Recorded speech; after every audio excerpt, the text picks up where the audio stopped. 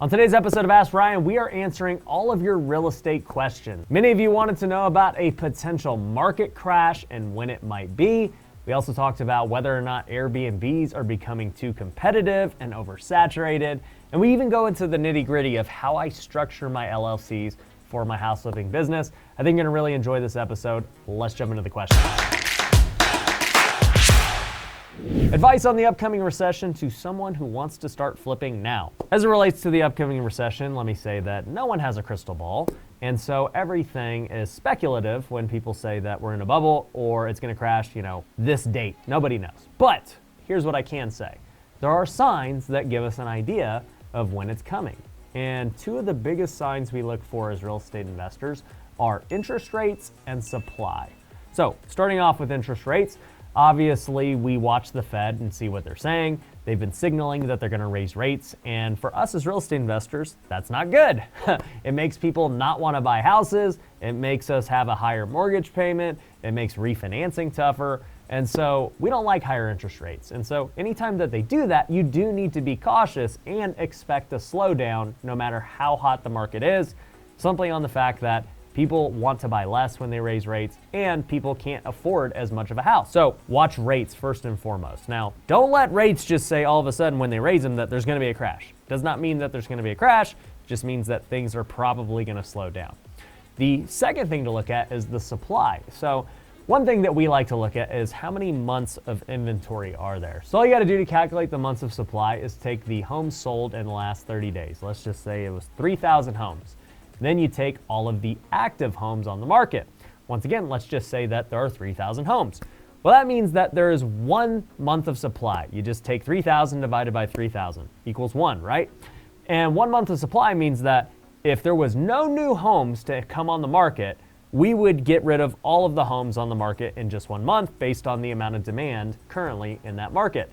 So 1 month is extremely low. And here in Vegas, we are less than a month. Last time I checked, we were like 0.8 months. So inventory is at all-time lows right now, which is great for us as real estate investors because that means that prices have to go up. There's just not enough supply to meet the demand, and people are gonna keep bidding these properties up because they have no other choice. A balanced market is more like 3 to 4 months of supply. Anything less than 3 months is a seller's market, and usually that means prices are going up. Between interest rates and supply go together. If we raise interest rates, then supply should also probably go up with it. The reason that supply has been going so low is because interest rates have also been going so low, along with all the money the government's printing. Really, you gotta watch interest rates first and foremost. That's gonna be our first leading indicator. Once that happens, it goes up, then supply will probably go up too. But you gotta remember, at levels so low right now with supply, even if supply were to double tomorrow, the media would try to frame this as like the market is tanking, supply doubled, blah, blah, blah. Well, if supply doubled from 1 month to 2 months, it's still a seller's market. And at some point, it's gonna stabilize somewhere. So even if it's stabilized at 2 months, I'm still a buyer. Even if it's stabilized at 3 to 4 months, I'm still a buyer. The only way I'm not a buyer is if it starts going into that 5 to 6 month territory. Then I have to adjust my strategy, which I could talk about in a whole nother video of how I plan to navigate the real estate market if there is a recession. So that's when there's a recession. Once you start getting into that 5, 6 month of supply territory. But I don't know about you. I don't see 6 times the amount of houses coming for sale anytime soon. So me as a flipper, I'm buying heavily. And if you're starting out as a flipper, it is a great time. Even if you make mistakes because the market is so hot, it can bail you out of a lot of your rookie mistakes that you're likely to make. And that's my opinion on it. And that's what a lot of our students are doing right now at Future Flipper. They are buying heavily because we want to ride that appreciation up. And side note, if you want to be coached by me, you can apply to join our coaching program at futureflipper.com. Call is completely free. In your opinion, what is the best way to finance your first deal? If you're looking to flip a house, there are really 2 main ways to finance. You can get a hard money loan and you can get a private money loan. So hard money, professional lenders, they got a lot of dough, high interest rates, etc. Private money are typically friends and family members that can help you out and lend to you. Now, if you've got friends and family who could fund a full deal, I would definitely go that route and partner up with them. How you partner with them is a completely other question, but what a lot of people do when they first start flipping houses is a combination of both. They typically don't have somebody that's willing to go give them $300,000, $400,000, But they do have somebody that's willing to give them, say, $40,000 or $50,000. And what they'll do is get a hard money loan for the majority of it. Maybe it's 80% of the total loan. So let's just say this house you're buying is 200 grand. You know hard money's gonna go give you 80%, which is 160,000. And then you go get a private money loan for the remainder of it. You go get a buddy to give you 40 grand, and now you guys go partner up on the deal, and you're into this deal for no money out of your own pocket. So that's how I would start financing flips if I was just getting started today. Is it crazy to put an offer on a house from the MLS, then find a buyer for a few thousand more? No, it's not crazy. In fact, we have wholesaled properties on the MLS many times. And I'll say, our wholesale fees off the MLS aren't as big as off market, mainly because we're typically paying more for properties on the MLS, but there's definitely deals to be made. And the big key is with the MLS is making sure you're able to actually sign the contract. Most MLS contracts say that you're not allowed to assign them, and so you're gonna have to put it in there that buyer may assign the property. Now, maybe some agents are savvy and they say, no, you're looking to wholesale this, you can't assign it. Seller's not gonna accept this offer. So you say, okay, fine. If you know you have a good deal, still take the deal and at least have due diligence on the contract. In the worst case, you back out and you get your earnest money back, okay? As long as you got a due diligence period, doesn't matter. But what you can do during this due diligence now is start finding a buyer. And so you find a buyer, somebody's willing to pay you, say, $5,000, $10,000. Well, now you just go back to the seller and you say, hey, I just need to do an addendum. We're good with the deal, but we got to change the LLC name. And you would then just do an addendum, change the name from your name to the new buyer's name. From there, you and the buyer can have some type of side agreement where they're going to pay you either in escrow or outside of escrow. And now you're able to get a wholesale fee. So this is typically how we've done it in the past, and it's worked really well. Is it possible to do real estate as a side hustle and still be highly lucrative? Yes. In fact, many of our students at Future Flippers start out real estate as a side hustle. They're working their jobs. They can't afford to quit it right away until they get some proof and success in real estate. And it takes time. I'm not saying that you should go quit your job today to go pursue real estate. I think that it's smart to keep a job and try and do both. It'll really test you and see what you're made out of. Are you willing to put in that extra work to go make your real estate career a reality? Nobody's saying it's easy, but most people, when they get into real estate investing, start with, another job, very little money saved up, and that's what attracts them to flipping or wholesaling. So if that's you in this boat, you're not alone. You're pretty much like most people who start. And so if you're ready, you gotta just put in that work. And all I can say is, I've watched many of our students do it. It takes discipline, it takes doing the right things, and it takes learning how to hire other people to help you out. It makes me think of one of my students, Greg Perrault. He is an investor out of South Carolina. He's been in the program for over 2 years. He had a job and 4 or 5 kids, so he couldn't just quit his job. He was making good money doing that. And he started off trying to flip houses with pretty much no experience. Well, his first year, I think he made over $100,000 flipping houses while maintaining his job, while still having a family life. And it was really inspiring to see. Just great dude, love him to death. But in year 2, he started to get momentum and steam, and he made even more flipping houses than he did at his job. And for him, once he was able to do that and prove it to not only himself, but his family, and that it was a sustainable business, then it was time to finally quit his job and make it full time. And I'm really excited to see what he can do here in year 3, now at full force in real estate. I truly believe that he could do 7 figures this year since he was doing so well with real estate as a quote unquote side hustle. Partnership on deals, 50-50 rent split or percentage ROI on the initial investment. So whenever you're structuring deals, whether it's a flip or a rental property, just go into it with clear expectations of who's doing what. So I assume that you are the one who's going to find the deal, who's going to manage the construction, and if you're keeping it as a rental, manage the rental or at least delegate it to property management, or if you're flipping it, get it sold and on the market, whatever. So that's kind of what I expect from most people who are watching this. The other half of it, though, is the lender, the person who's giving you the money to do this deal. When I teach our students, I don't like to ever assume anything. If you're just starting out, you don't have the luxury of saying to other people, hey, here's my terms, take them or leave them. I mean, that's what I do today because we have access to so much capital. But when you're starting out, you can't do that, okay? You got to get somebody to take a bet on you. And since they're taking a bet on somebody who's unproven, then they should be paid more than somebody else. Like, they're taking a big risk on you.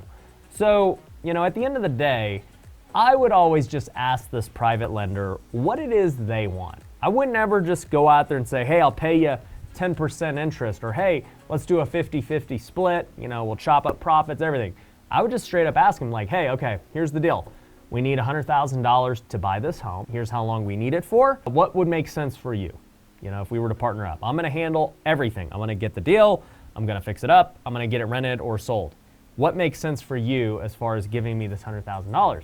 And that's how I would do it. And I would see what they say. Some people might just say, well, let's go 50-50. Some people might say, give me 12%, or, if I'm gonna lend you this $100,000 when the project is done, give me $5,000, $10,000, whatever, right? You don't know until you ask. And the only time you actually present them the options is one, when you're either experienced and you can demand your own terms, or two, they just really don't know. And they're like, dude, I trust you. I've got the $100,000. I'm investing in you, not really the property, right? That's what they're truly investing in. So, just tell me what it is you want. And that's the only time that you'll just say, okay, well, I would rather just do flat interest, or I would rather just do 50-50 split or 70-30 split, whatever the case is. But everyone's gonna have a unique position. There's no right or wrong way. It's really gonna depend on their position as the lender and your position as the operator. How experienced you are, how much access to capital you have. What's the best type of strategy / financing for rentals? So I'll tell you what I do, then I'll tell you what you could potentially do if you're starting out. So for me, I typically just buy my rentals with hard money or private money, just like I would a flip. And then I go and refinance and do a BRRRR with conventional financing. So pretty simple, right? I'm buying them deep enough discount that I'm able to refi and get most of the money or all of the money back out to lenders, and I can own the deal with no money into it. That's best case scenario. There's other loans you can get though if you can't qualify conventionally. It's what we call soft money. And they may not be as low as interest rates as you see today at the 3 to 4% level, but they might be 5%, 6%. And at the end of the day, if you can still cash flow at that interest rate, those lenders are great because most of them won't require you to have a limit or necessarily care about your tax returns or any of these other things. Like, they're going to qualify you based on the asset and its performance. So soft money is another way that you can get them financed. If you're running up to the problem of having too many rentals, then you could take your entire rental portfolio that has conventional financing on it and then do a portfolio loan on that. I have yet to do that. I haven't needed to, but if I did run into a scenario where I couldn't get financing anymore on my rentals because I have too many, I would definitely put all of them in a portfolio, get one big loan on them, and now it clears out all of those individual loans and I can go start getting individual loans again. So that's what I personally do on my single family rentals. Now, on my fund, many of you know I have a fund called Pineda Capital. We just bought a 334 unit apartment building. We're buying a 96 unit apartment building right now. And the way that we structure those is we only accept accredited investors, and we raise all the money from them to buy the deal and essentially just fund the down payment on the loan. And we go get a loan from either hard money or other lenders, and I personally guarantee it. And we just go and do the same thing. We get them fixed up, we get them stabilized, and then we're gonna go BRRRR them and try and get all the investors' capital out again, and then just own these buildings with the investors for whatever that partnership looks like. So very similar thing, just bigger deals. And we have to structure it a little differently since we are syndicating money. So if you want to actually be a part of those deals, you can go to pinedacapital.com and apply. Now, as a beginner, if you're trying to qualify for rental loans, the first thing you got to see is, can you qualify conventionally or not? That's the typical way. You got to have 2 years tax returns, got to have a certain credit score, all that stuff. If you qualify, great. You're going to get the best loan, you're going to get the best terms, and you could go a number of ways. You could buy the property hard money like I do, then refinance in a few months when it's fixed up, or 6 months in certain scenarios. You can go that route. Or if you've got a big down payment, maybe you're not getting that great of a deal, but you want to buy the property, you can go throw 20% down and buy the property with a conventional loan. If you don't qualify conventionally, my advice would be, don't necessarily start buying rentals yet. I think that you should start flipping and you should start building up your cash position. And I think that you should start building a business out of real estate investing and get your 2 years of doing that. And then you'll start qualifying for these conventional loans. This is the same thing that I did. My first 2 years, 2015, 2016, I did not qualify for rental and I did not buy any. But guess what? I got really good at real estate investing and flipping. And so in 2017, I started to buy my first rentals, and then I've been able to buy them every year since. So don't think you gotta just buy rentals right away. I'm actually against that. I think that you should be learning how to create a big active income. I'm talking over 250 grand a year. If you can't figure that out, I'd worry about buying rentals way down the road, and I'd worry about that first, because that's gonna help you grow wealthy way quicker than, trying to figure out how to nickel and dime a rental today. That advice applies to any entrepreneur or investor listening to this. Now, on the flip side, I will say, if you've got a job that you love and you're making 80 grand a year or something, and you have no desire to go try and make 250 a year, you don't want to be an entrepreneur, you want to just buy rentals as they come, great. I'm all for it, Enjoy your job, do what you do, and get 2 years at it so you can qualify for a rental. You shouldn't have any problems because, you're a W-2 worker, and that's great. Do that and buy rentals slowly. You'll be wealthy in the long run doing that. But if you want to be a millionaire quick, it's pretty simple. Figure out how to make 250K at least a year, and then start buying rentals after that. RSTR saturated. So STR stands for short-term rentals, or in the mainstream, we're talking Airbnbs. Are they saturated? It depends on the market. I know there are some markets where there's a lot coming into play, and so rents are going down.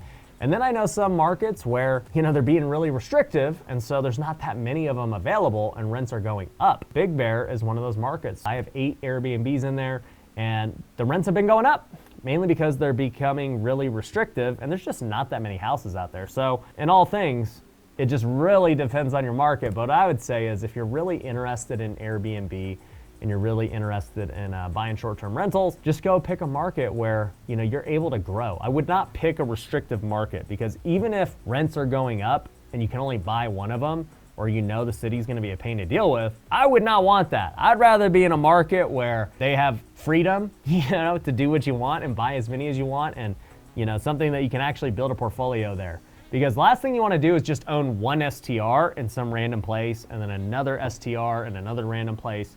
Like, even if the returns aren't as good, I'd rather have 10 all in the same spot, because it just makes everything easier with management, with cleaning, and all that stuff. So, hope that answers your question. As I said before, if you want to learn how to invest in real estate and be coached by me directly, go to futureflipper.com, apply for a call with my team, and I'll catch you on the next episode.